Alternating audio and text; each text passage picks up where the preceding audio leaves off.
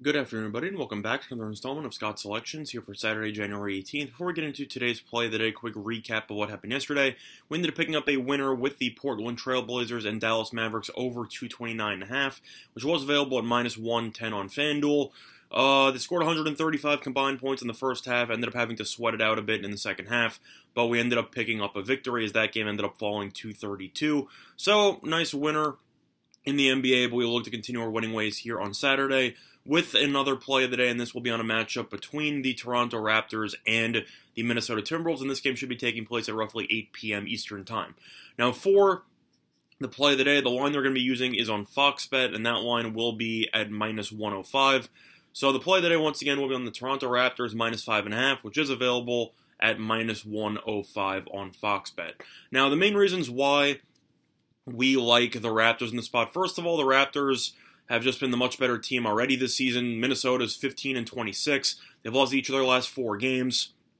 They've been playing really bad basketball. And actually, no, that's not true. They lost their last game by 2. But they're on a 4-game losing streak.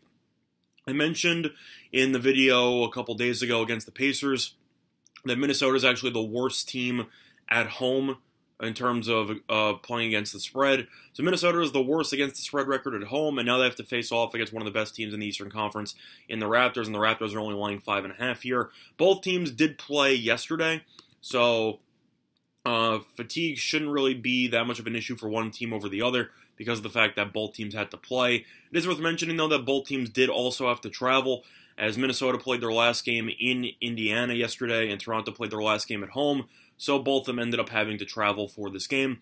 But either or, Toronto is actually getting a lot healthier over the course of the last couple of weeks. Toronto's 27-14, but they have been missing a decent amount of players so far this season. Siakam missed some games, Gasol missed some games, Van Vliet missed some games, and even Norman Powell missed some games. While Siakam's back in the lineup, he's been really good ever since he has come back. Marc Gasol's also looked really good after coming back roughly last week. And according to some early reports, Fred Van Vliet could be making his return today.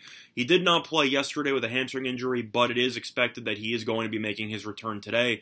And Van Vliet's averaging 18 points per game and 7 assists, so him being put back into the lineup would definitely help provide a spark for the Raptors. Meanwhile, Minnesota, even though Towns is back in the lineup and he played, I'd say, pretty well yesterday, he's still being limited in terms of minutes. He only played 27 minutes yesterday, or about 28 minutes, I should say. But overall, I just think Toronto's a little bit too deep. Minnesota, besides Towns, really brings nothing to the table here. Napier, Culver, Wiggins, Covington, and Towns, not really a great starting lineup. I mean, Wiggins is supposed to be the number 2 guy. He's averaging 22.7 points per game, but he's still only shooting roughly 43.9% from the floor, so he hasn't been efficient at all. He hasn't been a great defender in his career, not a great outside shooter. He can score, but I don't think he's the most efficient guy in the world, and I think Toronto just has too many weapons to deal with. I mean, Lowry's really good, Siakam's really good, even Ibaka at center is pretty solid. Powell has the ability to score, Van Vliet's going to be a pretty solid option if he is able to go. This line has already climbed up. Toronto originally opened up as 4.5-point favorite. They bet up to 5.5, and I think this line should climb closer to 6 right around opening tip. Is it possible this loses based on the spot? Yes, but Toronto is still 12-7 away from home, while Minnesota is 6-13 at home, and I just think Toronto will take care of business against a much inferior team. The Raptors have looked pretty good lately. They've won 3 of 4. They won each of their last 2 games by at least 9 points. Their last road game, they beat Oklahoma City by 9 on the road, and they were able to score 130 points in that game. Then yesterday, the Raptors scored 140. So the Raptors are averaging 135 points in each of their last 2 games. So that is something that is worth keeping track of, just based on the fact that Toronto's offense is playing really well. I think Minnesota's offense will struggle a bit against Toronto's ability to clamp down on the defensive end. And I think that Toronto should win this game by probably around 8 to, I'd say at least 8 points. So for me, play of the day will be on the Toronto Raptors -5.5, which is available on Fox Bet at -105. Now looking at some of the leans here for the rest of the card, sticking with the NBA, going to lean to Philadelphia here, -4 against the Knicks. I know Philadelphia's been terrible on the road this season, but the Knicks have been playing some really bad basketball. And in their last game, they lost to the Suns at home by 30. Or basically by 30. So I think Philly should be able to win this game. I just don't like the way the Knicks are playing lately. Lean to the 76ers on that one, -4. Other than that, what else do I like here? Sorry,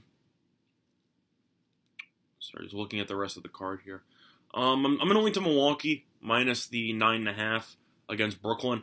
I know Brooklyn's at home. They just can't guard Giannis, and after Kyrie called out pretty much half of the roster by saying that the Nets need more pieces, I don't really think that morale's pretty high after the star player pretty much throws half the team under the bus. Not exactly a good sign, but I just think Milwaukee's too deep. I think Giannis will go for another 16 rebound game, potentially like 18 or so. The Nets tend to struggle against opposing big men, and Giannis is just too athletic for anyone to guard.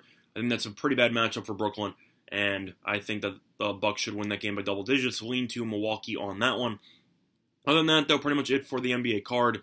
Now, looking at some of the leans here for college basketball, there's a lot of games on the card, but overall, just looking through it, what do I like here?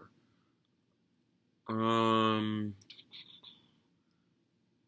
going to lean to Creighton minus the 6.5 against Providence. Providence has played pretty well lately, but they're a lot better at home than they are on the road. Creighton, kind of the same way. Creighton's a ranked team, but they play a lot better at home than they do on the road. I think Creighton's crowd should be rocking in Omaha. I think Creighton should win this game probably by around 9 or so, so I'm going to lean to Creighton on that one. I think they should be able to get the job done. Other than that, looking at the rest of the college basketball card, really not a fan of much. I know that there's a decent amount I know that there's a ton of games, but I didn't really have the chance to look through most of the lines. I do like Gonzaga minus the 12, though, against BYU. Gonzaga won their last conference game by 50, and BYU, even though they are good, they still lack the size on the interior to deal with Gonzaga. I think Gonzaga's length will cause some serious issues. They should dominate the boards. Solid outside shooting team as well. I just think BYU will be overwhelmed, and I think Gonzaga should win that game by at least 20. So lean to Gonzaga on that one. But play that once again will be on the Toronto Raptors minus 5.5, which is available on Fox Bet at minus 105. That's going to over the installment of Scott's Selections here for Saturday, January 18th. Good luck to all of you and your respective bets today. Bye, everyone.